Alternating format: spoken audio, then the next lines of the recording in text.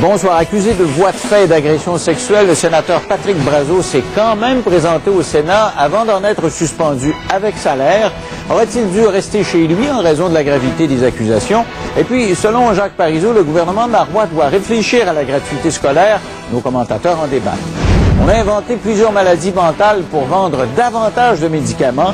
Syndrome prémenstruel, phobie sociale et la bipolarité dont le nombre de cas a été multiplié par 10. L'auteur Jean-Claude Saint-Onge dénonce les liens entre les psychiatres et l'industrie pharmaceutique. Il est avec nous. Le cardinal Ouellet ferait-il un bon pape? Les victimes de prêtres se posent de sérieuses questions, elles qui ont dénoncé sa gestion de plusieurs dossiers d'agression sexuelle sur des mineurs à Québec.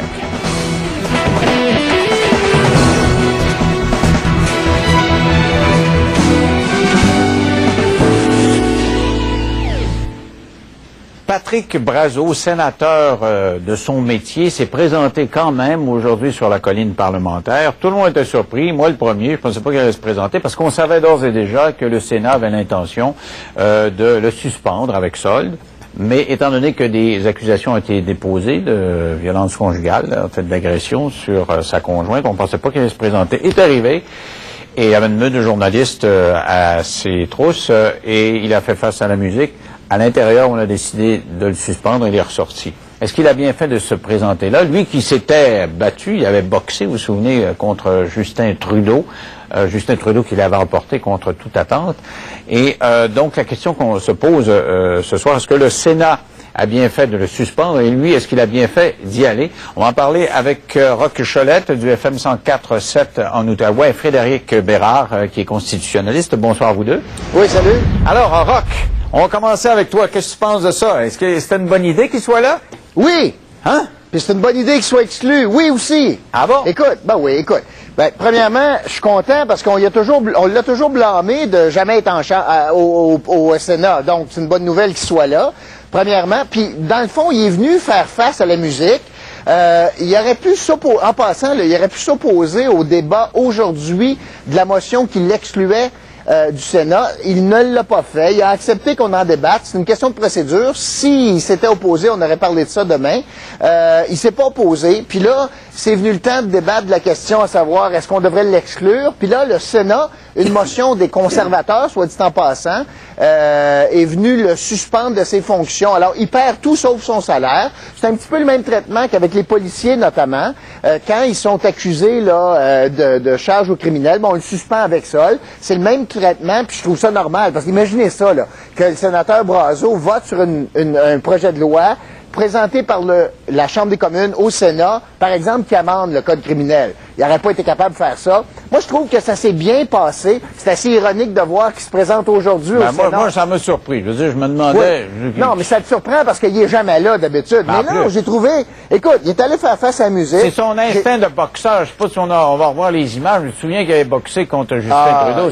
Il s'est fait couper les cheveux. Moi, c'est le seul politicien qui se fait couper les cheveux en public, moi, là. Je vais te dire, c'était bien intéressant. Puis il s'est boxé contre Justin Trudeau. Mais il a mangé une volée, quand même. Il a mangé une volée. OK, alors... Frédéric, est-ce que toi qui es le champion de la présomption d'innocence, tu nous as parlé de ça beaucoup pendant la commission Charbonneau, est-ce que tu penses qu'on fait bien de le suspendre? Parce que s'il est innocent, dans le fond, on ne devrait pas le suspendre. Oui, en fait, il y a une différence entre le congé qui est accordé par les règles du Sénat, et là, il n'est pas suspendu à proprement parler, là, c'est une erreur sémantique. Il est plutôt en congé selon les règles sénatoriales, c'est-à-dire que tant aussi longtemps qu'il ne sera pas condamné d'une infraction criminelle, il pourra percevoir son salaire. Une fois condamné, si c'est le cas échéant, là, à ce moment-là, il sera suspendu à proprement parler, sans solde. Et c'est correct de faire ça? Est-ce que c'est correct de faire ça? Ben, à l'heure actuelle, je pense que oui. Dans l'optique où... Il est innocent en principe. Là. Non, mais c'est vrai, puis je maintiens le point. Il est présumé innocent jusqu'à preuve du contraire. C'est encore le cas, je ne change pas d'idée là-dessus. Et c'est pourquoi on lui verse son salaire, à proprement parler. Le jour où il sera condamné, si ça arrive, ben là, à ce moment-là, évidemment, il ne recevra pas son salaire. Tu trouves que c'est une bonne idée de se présenter, toi, aujourd'hui? Tu aurais été? Moi? Ouais. Ouais, je sais pas. J'ai l'impression que le sénateur Brazeau manque de jugement. Ça, je pense que c'est assez clair. Pour quelqu'un, notamment, qui pousse l'audace à se pointer au Sénat le jour du débat sur son congé, alors que celui-ci a un record d'absentéisme, ou presque, ça prend quand même un certain culot, là. Ouais. Bon, c'est bien dit. On peut dire qu'il est baveux pas mal.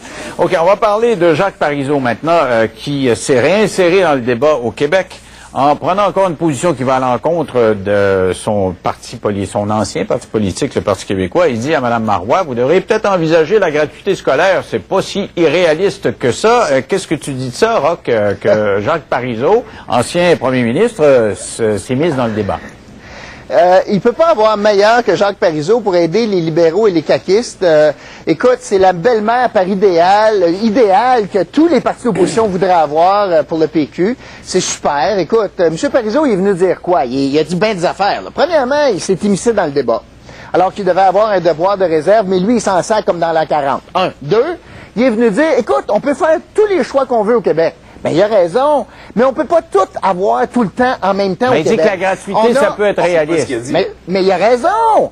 Mais on peut-tu avoir la gratuité en même temps que 40% des Québécois ne payent pas d'impôts, en même temps que c'est le régime le plus généreux pour les garderies au Québec? Est-ce que c'est en même temps le meilleur congé parental au Canada, puis en même temps l'assurance médicaments la plus généreuse au Canada? La réponse est non. Il faut faire des choix. Alors, Frédéric, mais il y a deux... Attends, avant d'aller plus loin, là, Frédéric, plus que des doutes, il y a un grand sourire. Là. Je pense qu'il a l'impression que tu es en train de pousser un peu plus sur le bouchon. Non, mais c'est avec respect, Roch, c'est un peu démagogue, là, dans l'optique où Parizeau n'a pas dit qu'on pouvait se permettre tout. Non. Il n'a pas dit non plus qu'on pouvait avoir l'argent du beurre et le beurre lui-même. La seule chose qu'il a dit, c'est la chose suivante, c'est l'objectif du déficit zéro, c'est noble, c'est bien, mais c'est peut-être pas le seul objectif. Et peut-être qu'on peut aller plus loin que ça et réévaluer certains choix de société qui sont à faire. Est-ce que nous sommes pour ou contre la gratuité? Ça, c'est un choix qui est évidemment personnel, mais ce qu'il dit, c'est qu'on peut quand même en débattre. Et c'est peut-être pas irréaliste de le faire. Et moi, contrairement à toi, Roch, j'aime beaucoup Jacques Parizeau dans l'optique où c'est, pour moi, l'anti-politicien. Tu parles du devoir de réserve. Quel devoir de réserve? Pourquoi un ancien premier ministre n'aurait pas le droit de donner son opinion sur la place publique? Bernard Landry le fait à la journée longue. Il court après les médias, il court après les photographes. Jacques Parizeau le fait, oui, ça met le Parti québécois dans un certain trouble. Là-dessus, tu as tout à fait raison de dire que c'est la belle-mère. Okay, bon, il y a deux niveaux. Est-ce que la belle-mère a raison de s'embarquer? Puis l'autre, c'est est-ce qu'il a raison de dire qu'il faut parler de gratuité? Juste rapidement, parle-moi de la belle-mère en 30 secondes. On revient là-dessus, puis on parlera de la gratuité après. La belle-mère, ils sont pas toutes comme ça. Il y a M. Landry, il y a M. Parizeau. Est-ce que vous entendez souvent Pierre-Marc Johnson parler? Avez-vous entendu souvent Lucien Bouchard? Pierre-Marc Johnson a été premier ministre une fin de semaine, là. Ah, OK. Ben, ça, c'est assez méprisant pour lui, mais en tout cas. Non, ben, c'est pas une question de mépris, mais non, mais Pierre-Marc Johnson a été premier ministre pendant quoi? Quelques mois versus Jacques Parizeau, qui a été dans l'appareil public pendant 40 ans, en fait, si on calcule la caisse de dépôt. T'entends pas M. Charest présentement. Daniel Johnson ne commande pas souvent. Je veux dire, les anciens premiers ministres libéraux, là, ben non, quoi? Non, mais c'est ouais, ça, non, mais non, mais il y a un devoir de réserve. Mais le point n'est pas là. Parce que les libéraux font pas. Quand tu me traites de démagogue, là, Frédéric, là, un instant, ce que je dis, c'est que le Québec a tous les pouvoirs. On peut décider n'importe quoi, mais on peut pas décider n'importe quoi tout le temps. Mais Parizeau pas dit le contraire. Quand il dit que la gratuité, c'est une possibilité, il continue sa phrase.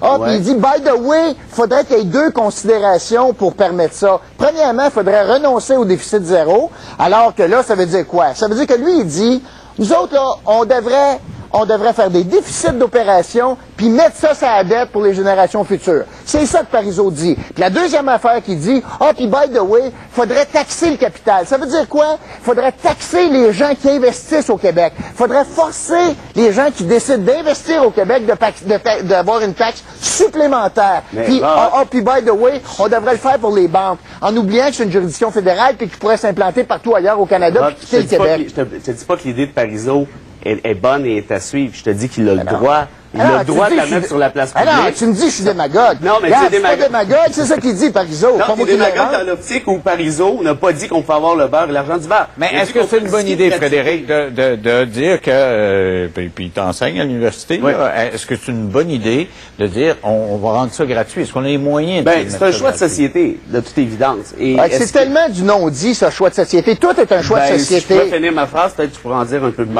Essaie de finir, parce que c'est vrai que ça ne veut pas dire grand-chose. Non, mais je vais faire ça vite, mais c'est un choix de société. On a choisi au Québec de faire certains trucs plutôt que d'autres. En France, la gratuité scolaire s'applique. On parle de 600 € par année. Bon. En Suisse, c'est un peu, en fait, c'est un peu moins vrai, mais en Belgique, la gratuité scolaire s'applique aussi. Pourquoi? Bon, on a décidé de taxer d'autres trucs, on a décidé de dépenser moins dans d'autres domaines, ce qui fait en sorte que oui, c'est un choix de société, puis c'est pas tout à fait futile et ridicule d'y penser. Ce que Parizeau dit, c'est que le déficit zéro, pensons-y, oui, ça va, mais il y a peut-être autre chose dans la vie que le déficit zéro, et peut-être qu'en bout de ligne, le Québec a les moyens de la gratuité scolaire, et peut-être que c'est pas une mauvaise idée. Non, on n'a pas les moyens, s'il faut pelleter cet argent-là, ça la dette parce qu'on fait des déficits d'opération. Ça marche pas, Frédéric, là.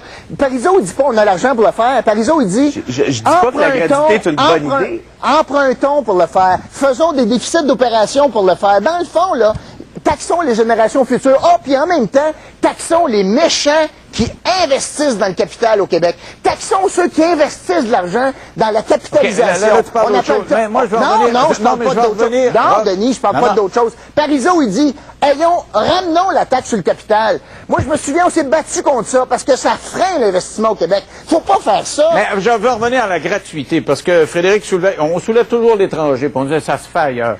On a soulevé beaucoup le cas de la Finlande, puis je lisais en fin de semaine, en Finlande, effectivement, c'est gratuit. Mais c'est extrêmement compliqué d'aller à l'université. Il y a un contingentement. Il y a 8% des demandes en sciences humaines où tu peux aller à l'université. Les autres, pas. Ça te prend des top notch, 97-98% de moyenne. Ça va être gratuit si tu y vas, mais autrement. Mais là-dessus, en fait, c'est un peu ce que... On parle pas beaucoup d'excellence au Québec. Non, effectivement, mais en fait, si vous me demandez mon avis, moi, je crois que l'idée de la gratuité n'est pas farfelue en soi. Est-ce qu'on devrait restreindre l'accès universitaire à une certaine classe? Peut-être que oui. Peut-être que la question de l'excellence est à être abordée. Faut aller assez rapidement, Roch. Ben, assez rapidement. On peut-tu arrêter de dire des niaiseries, là? Ça n'existe pas, la gratuité. Frédéric est en train de dire des niaiseries. Je suis d'accord, si Roch commence, je vais arrêter après. On peut-tu arrêter de dire que ça existe, la gratuité scolaire? On peut-tu arrêter ça? La question, c'est qui paye? C'est pas une question de gratuité scolaire. La question, c'est, pour Jacques Parizeau, tout le monde devrait payer. Un instant! Tout le monde devrait payer, sauf les étudiants. Frédéric dit on devrait parler de ça. Moi, je dis, on cause toujours mon lapin, mais ça n'a pas de bon sens. Les étudiants devraient payer leur juste part. Là-dessus, je suis d'accord avec le PQ. Dommage que tu n'aies pas dit ça en campagne électorale. OK. Bon, alors, si vous voulez, tu parles de parler de tout ça, puis on parle des commentaires. Il y en a un qui n'avait pas grand commentaire à faire aujourd'hui à la période de questions. C'est un petit j'en reviens pas que je vous offre avant d'aller à la pause. L'ancien ministre de l'Environnement, Daniel Breton, regardez sur les images. Je ne sais pas, Roch, toi, tu as siégé longtemps comme libéral. Je ne sais pas si tu allais manger au restaurant parlementaire, puis tu te bourrais un peu après, peut-être avec un petit verre de vin, tu t'endormais, puis tu piques des clous. Alors, l'ancien ministre qui ronfle, je ne sais pas si peut-être que l'intervention de M. Duchesne était extrêmement pénible à écouter. Est-ce que ça t'est déjà arrivé, toi? Ben, j'ai pas trop le tempérament pour rester endormi en chambre. Ça t'aurait pris des pilules? Ben, tu sais, fallait que ça soit plate en maudit pour que je dorme. Je pense pas. Mais honnêtement, la contribution de Daniel Breton, quand il dormait, c'était à peu près la même quand il était ministre de l'Environnement. Oh! Pas gentil. Qu'est-ce que ça t'inspire? Ben, ça m'inspire rien du tout. C'est un député qui s'endort, c'est tout. Ben, restez réveillés. Puis, pour ceux qui ont de la misère à dormir, j'ai même des solutions pour vous. Merci, messieurs. Au retour, on va parler de plusieurs maladies mentales qui ont été, d'après l'auteur d'un livre, littéralement inventé par les psychiatres. Alors, syndrome prémenstruel, pipi au lit, timidité, phobie sociale. On a inventé un tas de maladies. Pourquoi? Pour vendre des pilules. On en vend des milliards de dollars et ils dénoncent les liens entre les psychiatres et l'industrie pharmaceutique après la pause dans 3 minutes.